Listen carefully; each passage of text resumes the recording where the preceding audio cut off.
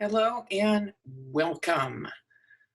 I recently was reading a piece about small press stuff, and they said, why is small press stuff almost always bad?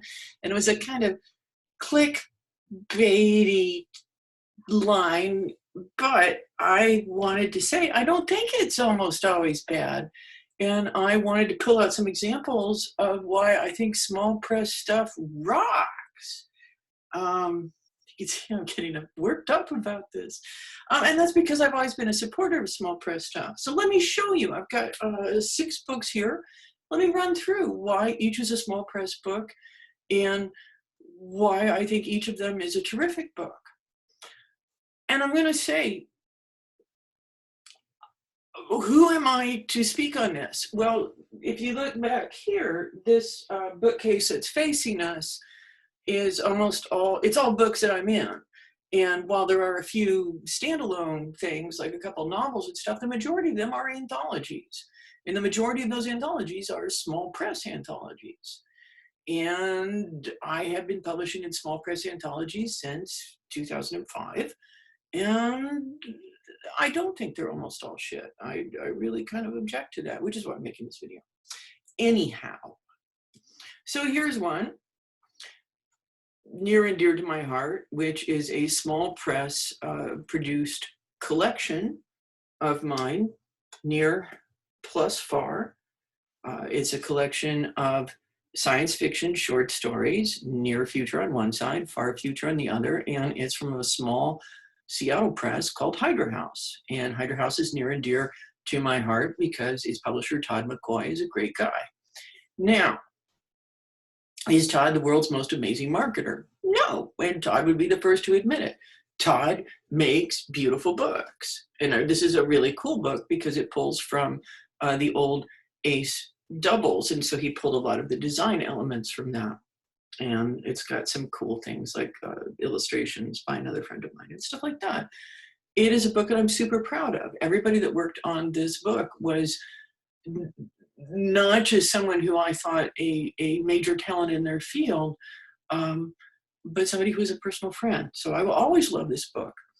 And this book, one of the stories that we put in it was a story called 5 Ways to Fall in Love on Planet Porcelain, which I'm gonna say every major magazine had turned down. Everyone that I had sent it to had turned that story down, and that story went on to become a Nebula finalist.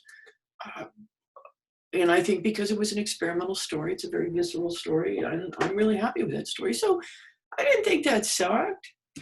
Speaking of Nebula nominees, here's another small press book that I don't think sucks, which is my novelette that's on the ballot this year, Carpe Glitter.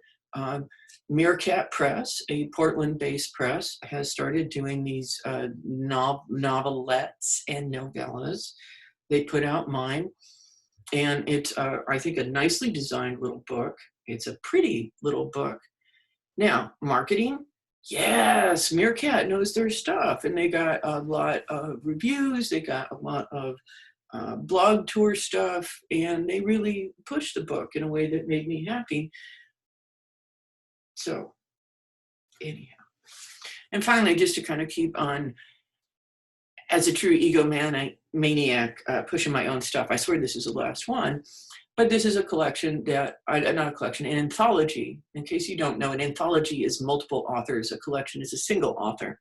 This is an anthology pulling from multiple authors that I think is terrific. It has been referred to in a review as uneven.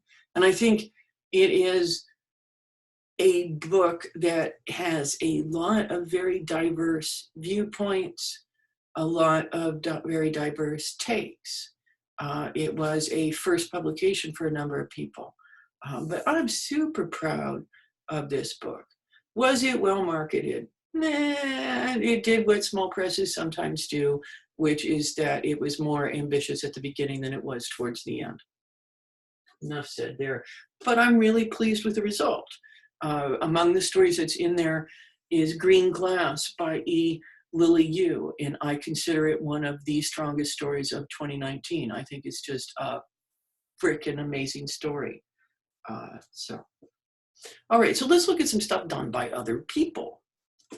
Now, again, these are ones that I appeared in because I grabbed them off my shelf.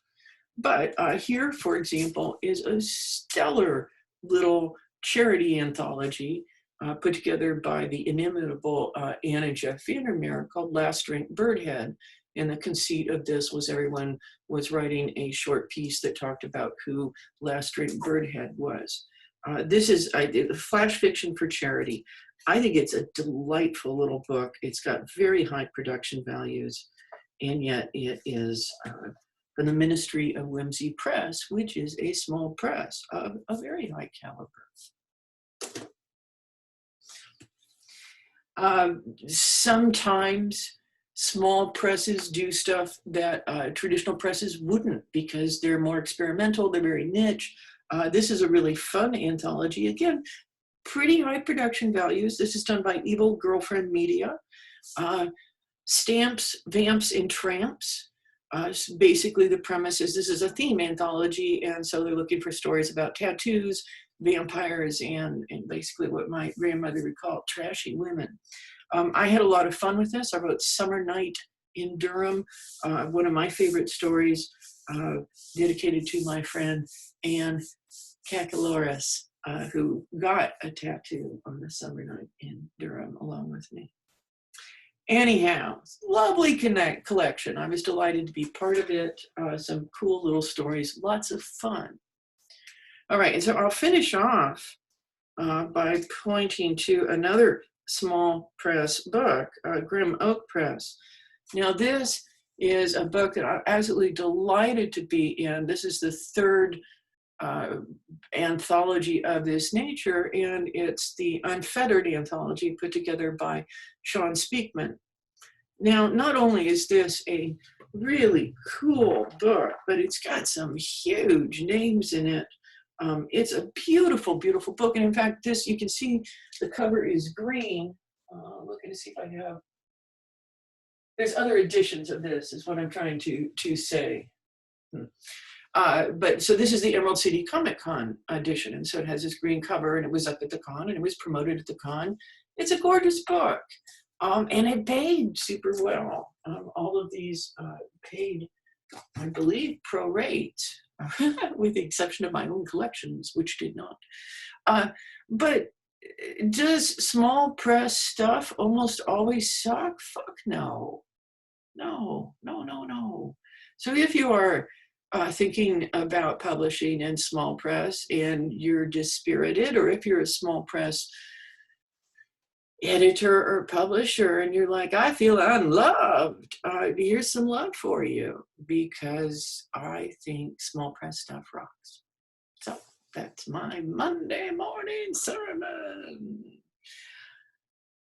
Pandemic time, so I feel obliged to remind you all to wash your hands.